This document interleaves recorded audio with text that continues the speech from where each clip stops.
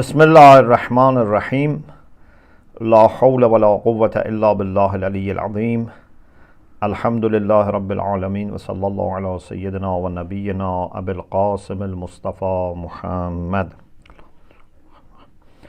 وآله الطيبين الطاهرين لا سيما بقية الله في الأرضين أجل الله تعالى فرجه الشريف اللهم أخرجني من ظلمات الوهم وأكرمني بنور الفهم اللهم افتح علينا أبواب رحمتك وانشر علينا خزائن علومك برحمتك يا أرحم الراحمين. Alhamdulillah, we have tawfiq to continue our study of Islamic theory of law based on Ayatollah Misbah Yazdi's book, Rahmatullah alayh. First, I like to complete the discussion we started last week, and then we go back to the book. We said there are different theories about origin or foundations or basis of morality. We talked about natural law theory, and then we talked about a theory which, instead of focusing on nature or creation as a whole, focuses on human nature. And we said this is very close to natural law theory. Some people like Aristotle are thought to be supporting the first, and some people say the second, because these are very similar. We discussed these two before. The third is a theory that tries to base ethics on human needs. Of course, when I say needs, it may come to mind, something like air, food, water, shelter. But they don't mean these needs or this kind of needs. They mean there are some needs which are exclusive to human beings, and any adequate account of morality has to take those needs into account. But the issue is, when we go higher than physical needs and reach psychological needs, social needs, cultural needs, then it would not be easy to distinguish what is human and what is not human.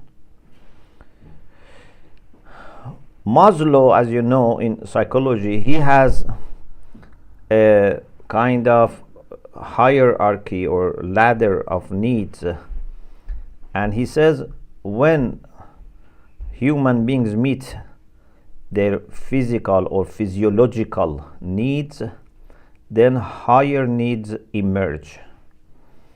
For example, when you meet your needs for food, for water, etc., then you would have need for love and belonging. Ta'alluq. Human beings have love for belonging. But as long as you are, struggling for eating and drinking, maybe these things don't become very clear. But when you meet them, then those higher needs will emerge. Some people have introduced as candidates for such needs that can be basis of morality: removing pain and suffering, love for justice, bravery in the face of injustice, pride, love for children, and happiness. They say we have such needs and we need these things to be available. Of course, technically, some of these may not be needs, maybe desires, because needs are different from desires. Normally for needs we have desires, but maybe sometimes we have desires which are not for needs. And in any case, these are not physical. Philippa Foot says that these needs also can be considered. He says all of us need love, cooperation, having a place in society, and when we are challenged with difficulties, to be helped. So cooperation is mutual. You may say, what's the difference between this and cooperation? Cooperation is mutual. We always need to cooperate. But we need also to be sure that when I am in need and I cannot contribute, still they will look after me. Okay, these are some of our needs. So these needs have difficulty in determining and defining. Also, there is an issue that whether they lead to relativism or not, because maybe you can have 2 or 3 theories of ethics that agree on the same needs, but they offer different solutions. Maybe, for example, for love, for belonging, for being cared for,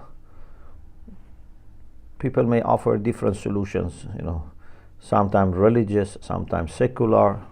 Even secular can be different, religious can be different. So this is one issue. Another issue is, I said it's difficult to find a solution for understanding which needs are real and basic. Real and basic.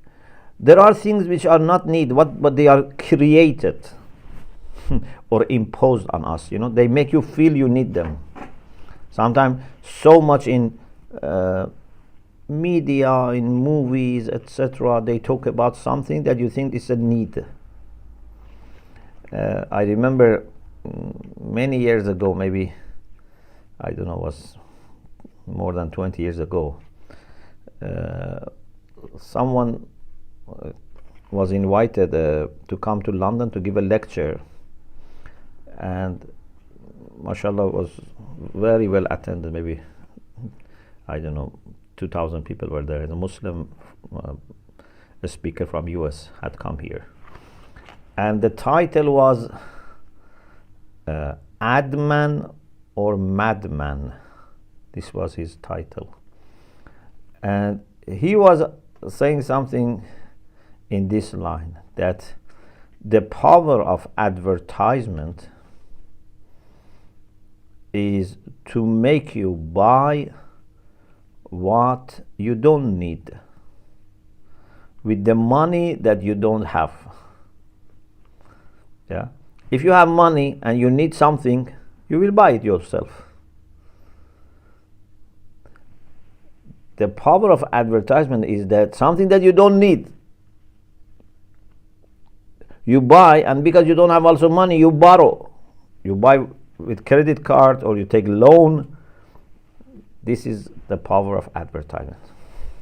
So sometimes we don't need really, but we are made temporarily or even sometimes programmed so that in the long term we think we need them. So to be real and also to be basic in the sense that they are not going back to something else, they are not reducible to something else, it's very difficult to agree on a list, but we can try. In my theory, I pay attention to needs, but not as the only factor. The next theory is basing ethics on agreements and contracts. Sometimes they talk about explicit agreements. Members of a society, for example, agree on certain things and later they change. They may agree that slavery is right and later they may agree that slavery is wrong. And sometimes it's implicit.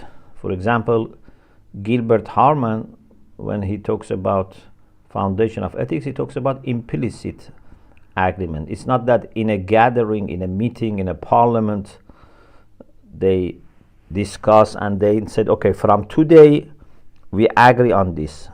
But something implicit, gradually has taken form. Like, what we say, وضع تعیینی in usul fiqh. Sometimes وضع تعیینی, sometimes وضع تعیینی.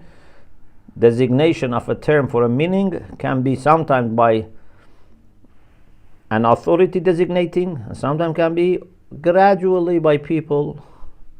The term is designated without anyone being designator. So they say people implicitly or explicitly agree on certain things and they become norms of that society. And it can be also with negotiation. It's not necessarily something that everyone from the beginning agreed. For example, rich people and poor people, they may not easily agree, but after some negotiation, rich people realize that they have to compromise. For example, if they don't compromise, there would be fight all the time and they cannot even make their own business, etc. Poor people also may feel that they have to compromise. So through negotiation, they may agree on something.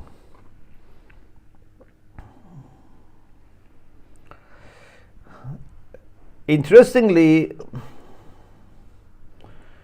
we find that even in Crito by Socrates, when there is a discussion, it's not by Socrates, it's by Plato, but talks about the story of Socrates, because most of our knowledge about Socrates is through Plato's writings. So when there is a mention about running away from prison, some people suggested to Socrates that we can help you to run away. Socrates says that citizens have implicitly agreed that in return to the support that they receive from law of the society, they need to obey the law. And according to Socrates, says this is not conditional. So you cannot run away when it suits you, or you run away when you think the judgment was unjust. He says citizens implicitly have agreed that in return to the support that they receive, security, welfare, etc., they receive, they should also obey these laws of the society or state unconditionally. So you see, even Socrates is referring to this idea of agreement. Of course, he may not believe that agreement is the only reason, but maybe, as Bob, we say jadal. Maybe he wanted to argue with them and said, okay, they agree about the role of contracts, and therefore he used it as basis of his argument. Also, Thomas Hobbes, who believes in social contract, he also doesn't make it conditional or relative. He believes that when there is a social agreement, then it becomes necessary, and the ruler now has absolute authority. And according to Hobbes, people cannot then withdraw. They have to remain loyal to what they have agreed on.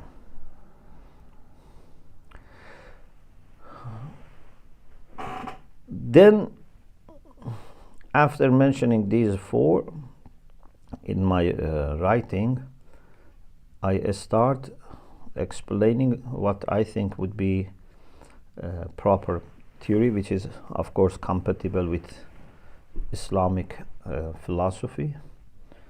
And that is something that has similarities with the second and the third. Our theory takes into account human nature very much and human needs very much. But social contract and agreement has no role in the foundation. Yes, it can have a role in implementation. That's another thing. In enforcement of moral values, we have some discussions. But in origin, nature as such has no role. Although we should observe nature, but has no role of, teaching us. It's not a source for us. Human nature and human needs are very important.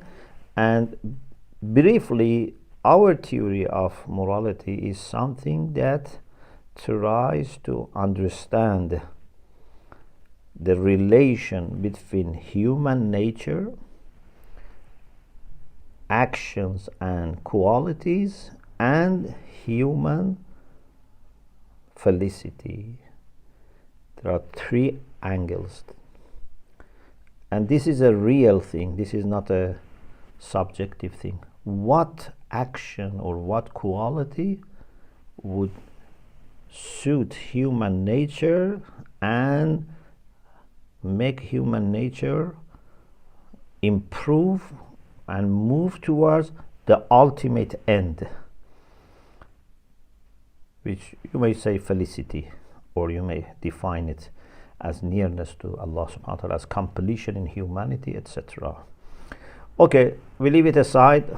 Now we go back to the book by the late Ayat Misbah. As you remember, the last thing we discussed was about the separation of power. We said that one way, it's not necessary to be like this, we said, but one way is to say we should have a judiciary system, executive system, which is the government, and legislative part, which is, for example, the parliament, or maybe one parliament, maybe two parliaments. So these are three aspects of every state according to the modern way of looking at it in the last few centuries, although we said there can be also other models as well. But it has wisdom, it has good reasoning behind it, although this may not be the only one. The next issue is about basic law, حقوق اساسی, basic law.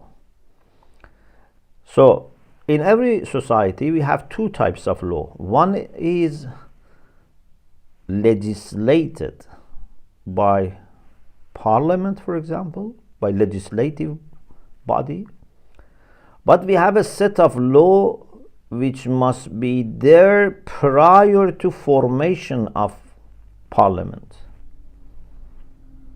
You need to answer some fundamental questions, and this is discussed in حقوق اساسی, basic law. For example, why we need to have a legal system, why we need to have three different powers: legislative, judiciary, and executive. Why we cannot ask all people to vote for legal regulations. Who can legislate social laws and social rules and regulations, and how? Or who can be a judge in judiciary system? What characteristics a judge should have, and who would appoint or elect or select the judge or judges? So what characteristics judges, chief judge, general attorneys should have? Who will appoint them or select them or elect them? How government is formed? What powers the government has? There are many questions like this that are discussed in حقوق اساسی, basic law. And normally what they have is that they have constitution, although some countries may not have constitution, a written constitution, but they need to have something like constitution that based on that these questions are answered, and that constitution would be basis for the parliament or legislative body to make secondary laws. They may choose, especially when a new system is established, a new regime is established, they may choose a council. In Farsi we say Majlis Muassasa, a council for establishing the constitution. This is different from parliament for secondary laws. Other than basic law, we have other types of law. For example, one of the very first things that those who have authority to legislate have to establish is what we call حقوق مدنی, civil law. So all the regulations that explain rights and duties of members of society. It's very important. Part of it is economical law. So, for example, how you can make money and whether your income is recognized or not. There is public ownership or there's private ownership, or what type of ownerships are there in addition to public and private. So these are all part of حقوق اقتصادی, which is part of حقوق مدنی, economical law, part of civil law. After having civil law, then we need to have حقوق قضایی, judiciary law, because many times people may have disagreement, may have quarrel, may have conflicts about rights and duties. We need an authority that can settle these conflicts.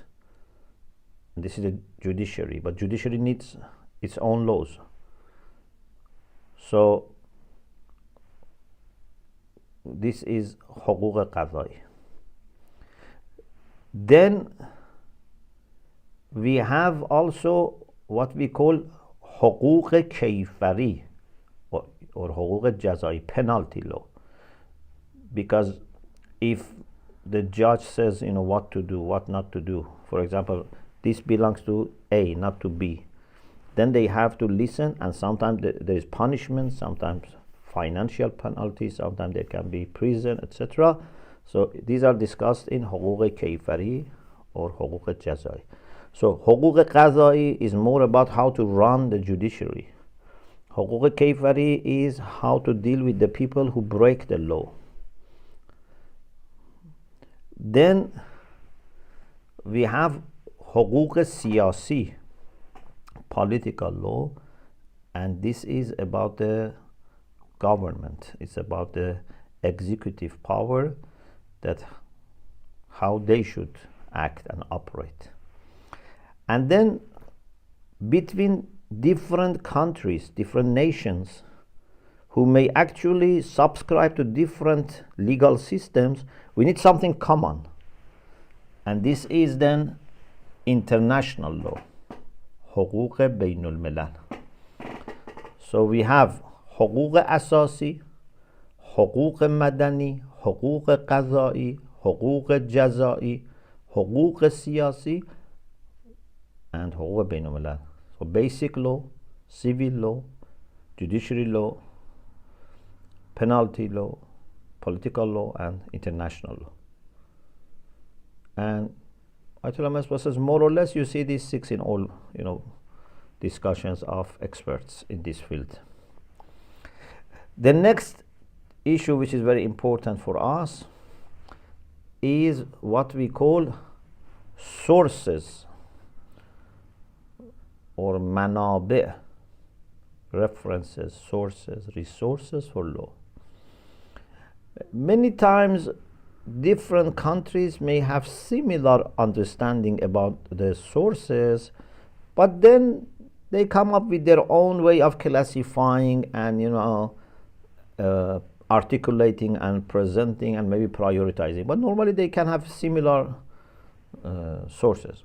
But sometimes even the sources are different. Among sources, maybe sometimes they use legal system of another group. For example, many societies, they use Roman legal system as their source. He says in France, Roman legal system and Islamic legal system are two of their sources. And then in turn, French legal system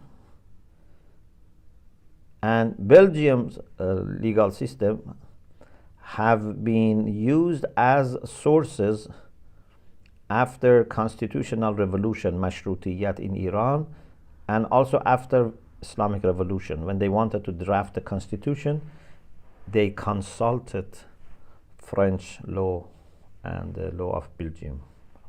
Although the law of France had consulted Roman law and Islamic law. One of the things that you find they may use is the cases, legal cases that in the past judges, especially very important judges, have dealt with. They call it raviyye qaza'i, a kind of precedence.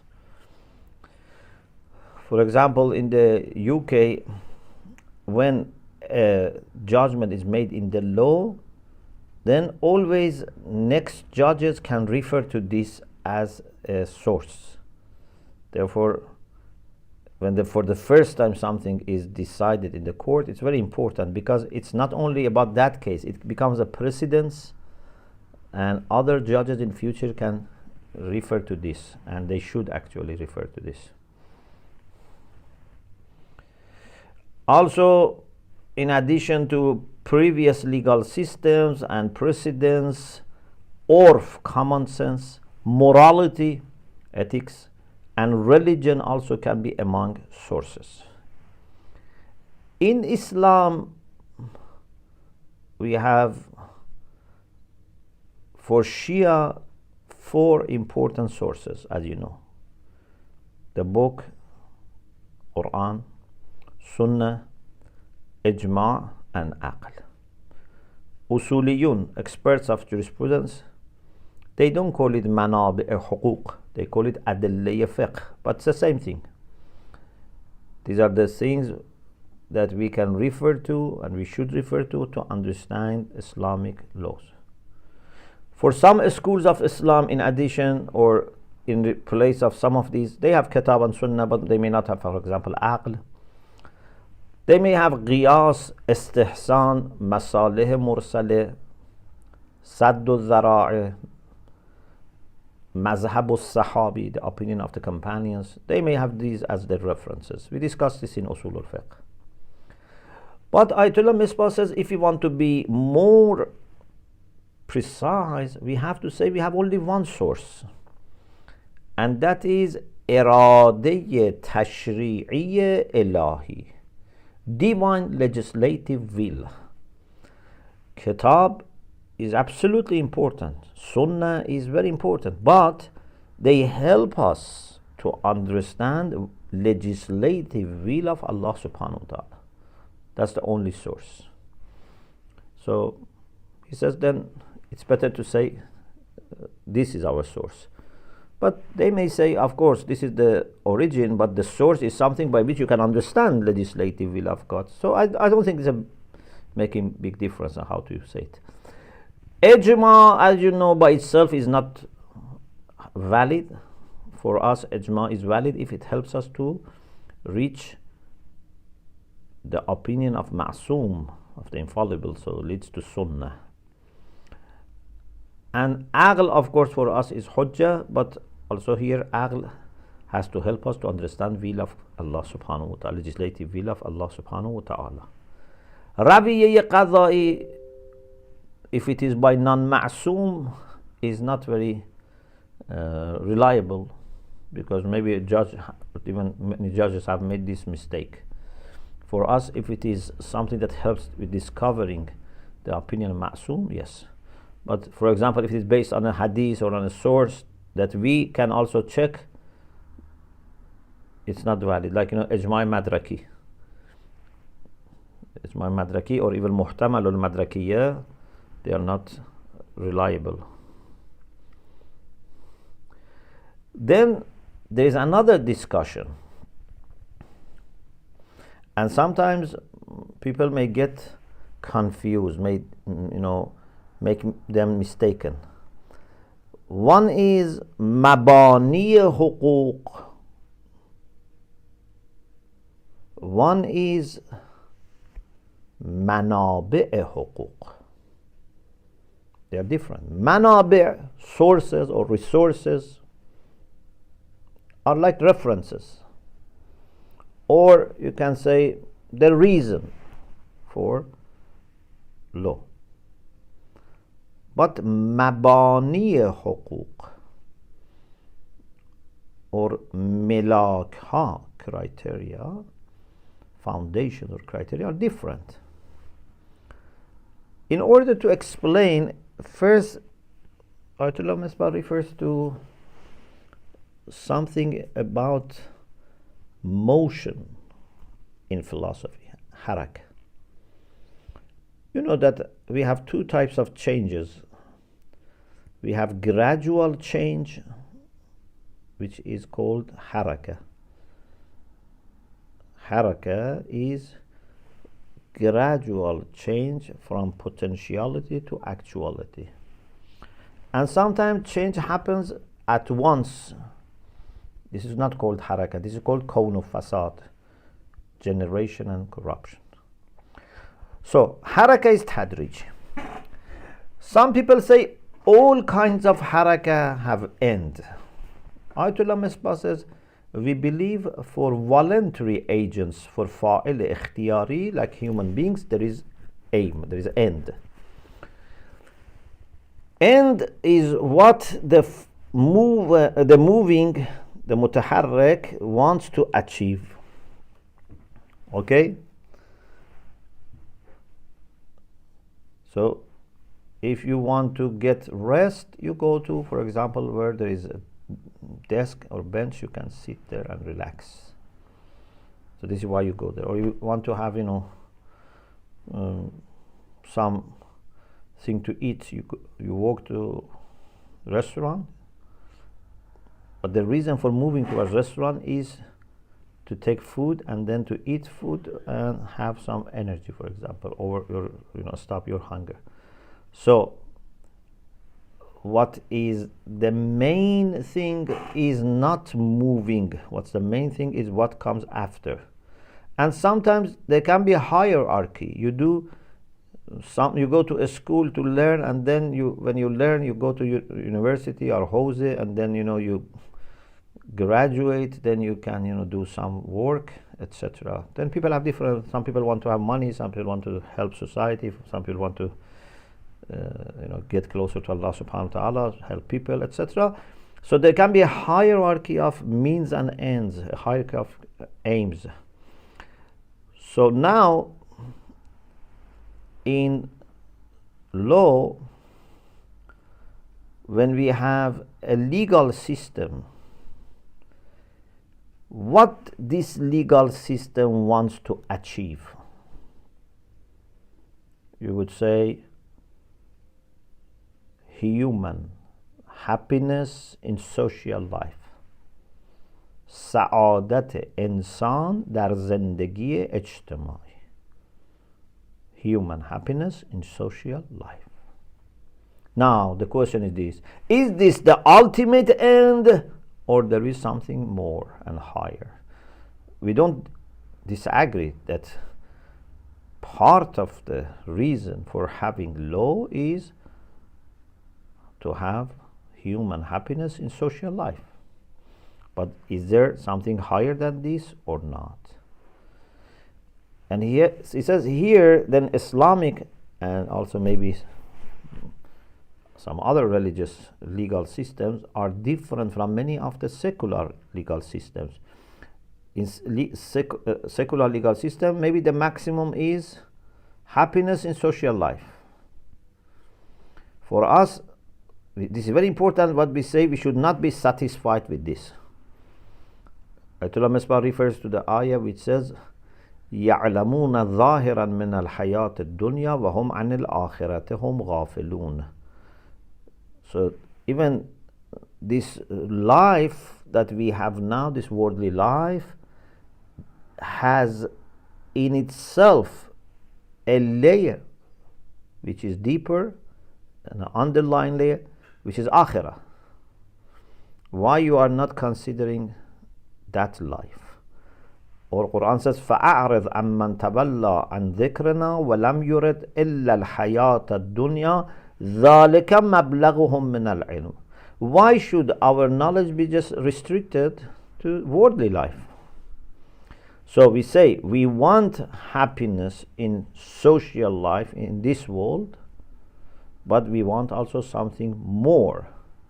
We want to have happiness in the hereafter. We want to have closeness to Allah subhanahu wa ta'ala. So every legal system has aim or aims which are defined outside the legal system. Yeah, whether you are after dunya or dunya and akhirah, and which one is more important, nearness to Allah, etc. This is something that you have to define before entering into legal system, because legal system is about what should we do in social life, but what should we achieve is to be decided before.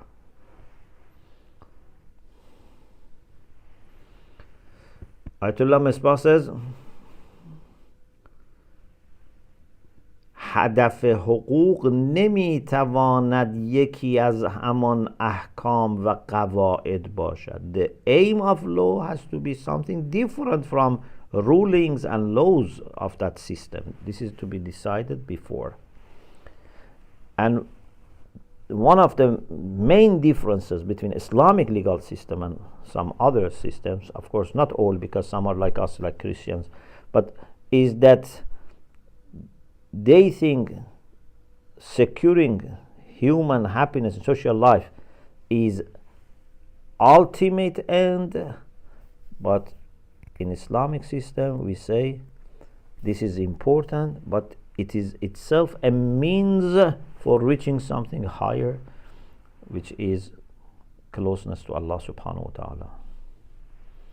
And in Islam, everything is designed in the way and legislated in the way that you don't need to choose between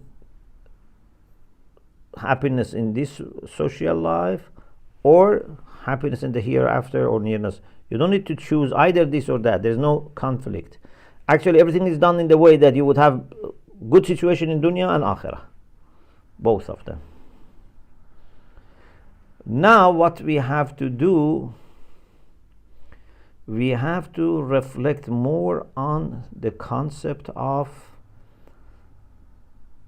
social happiness, سعادت اجتماعی. It's a very important concept. Actually, if you have noticed in Islamic belief system, the last unit is about felicity, because when we were planning, we had about 30 sessions just drafting Islamic belief system. So we thought it's better to have a unit on Sa'ada, because we say Allah has created human beings and has a plan for them. He has given this plan through aql and through revelation. We talk about prophethood in general way and specific way, about resurrection. But we said then we have to explain what is sa'adah. Because if we don't explain what is sa'adah, then people may wonder why they should go for Islamic plan for life, which is the second volume.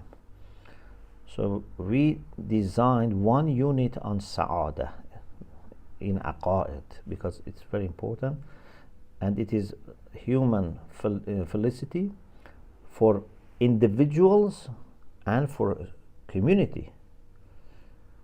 Sometimes a person can be happy, but society is not happy.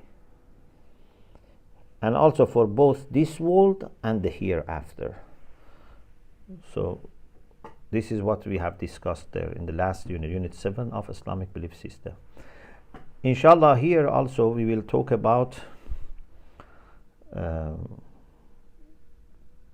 the meaning of social happiness for Muslims, or for us, as a way of Islamic understanding, because sometimes maybe people have some variations. Is there any question, any comment?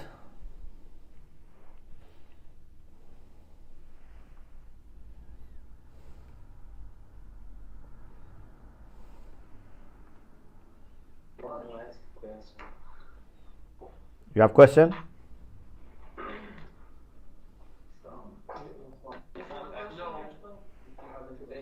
No, today no. It seems that today no one has questions.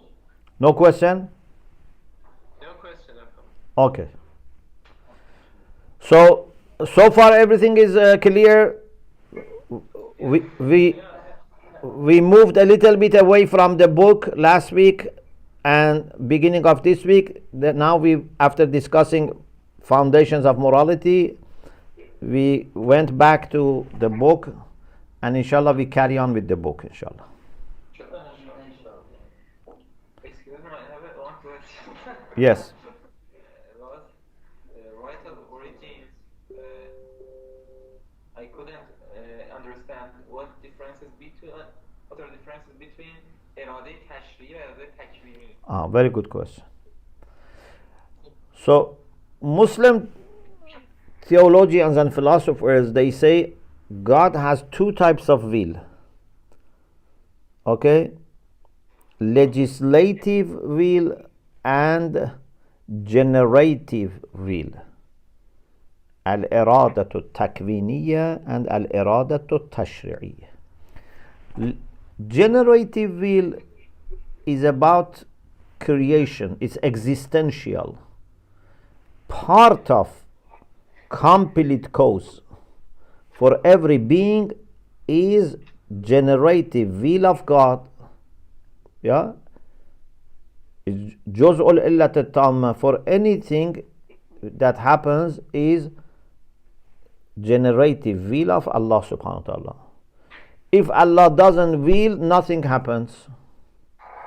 Even for human actions which are voluntary, we need will of Allah to be there, otherwise nothing happens. Therefore, if something good happens or something bad happens, if Allah is obeyed or disobeyed, generative will is there. Okay, no one can disobey God by bypassing his will. Okay, but whether Allah is pleased with this, whether this is what he wanted from us or not, cannot be understood by iradiyya takwiniyya. It can be understood by iradiyya tashri'iyya. So legislative will is a matter of what is prescribed by God, what is liked by God or disliked by God. For example, Allah says, إِنَّ اللَّهَ يَأْمُرُ بِالْعَدْلِ وَالْإِحْسَانِ. This amr is a command. Is this command takwini or tashri'i? If it was takwini, then no one could disobey. It had to happen. We should have justice all the time. But it is tashri'i, means Allah says you should try to do this, but it is your responsibility. I'm going to ask you, but I'm not going to impose it on you. Okay? Or for example, لو شاء الله لجمعهم على الهدى. Is this مشية تكويني or تشريعي? It's takwini. If he had made generative will, he would have united everyone around the truth. But he has not made the generative will. He has made legislative will.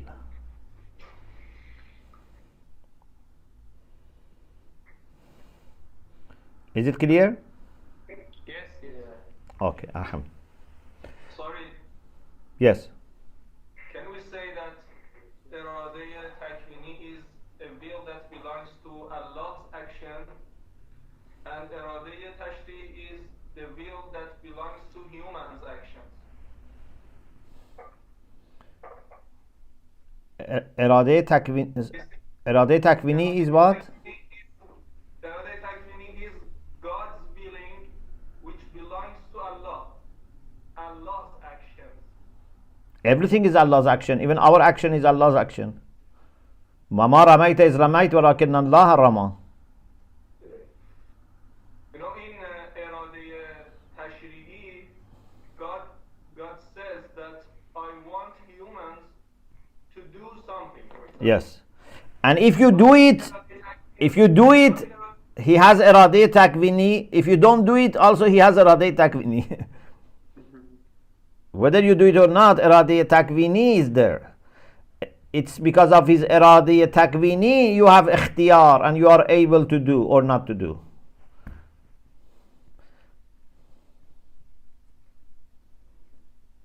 So whether someone does act of obedience or act of disobedience, iradiyya takvini is there.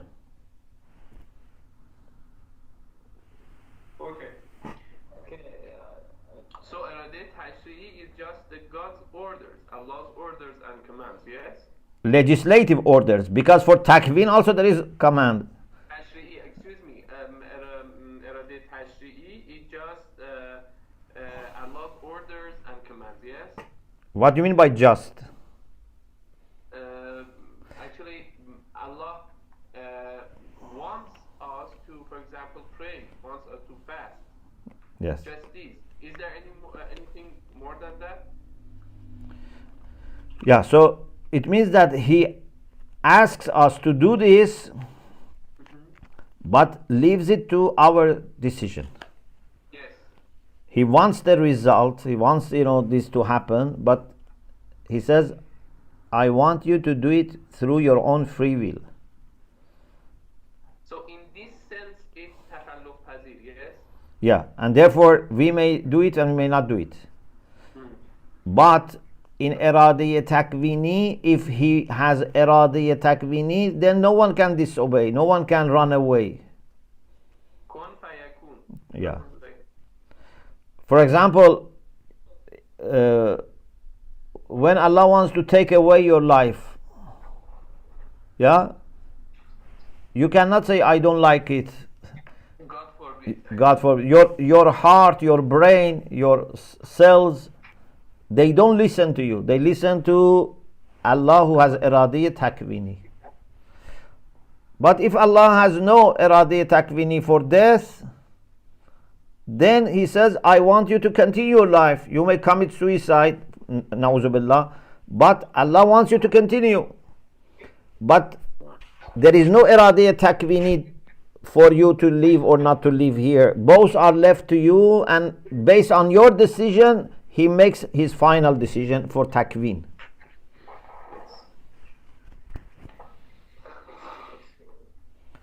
Excuse me. Yes. In Islamic point of view, Yes. we choose the iradiyya tashri'i as a original right or iradiyya takvini. Tashri'i. Oh, how do we reject the iradiyya takvini as a right of original. Iradi takvini is not the basis of Islamic legal system. Iradi takvini, because iradi takvini is there even for immoral things, for sins. There is iradi takvini. It's existential. We need iradi tashri'i, because a matter of what is good, what is bad, what is wanted, what is not wanted. Thank you. You are welcome. Another question? Any other question? No, thank you. May Allah bless you inshallah. التماس دعاء.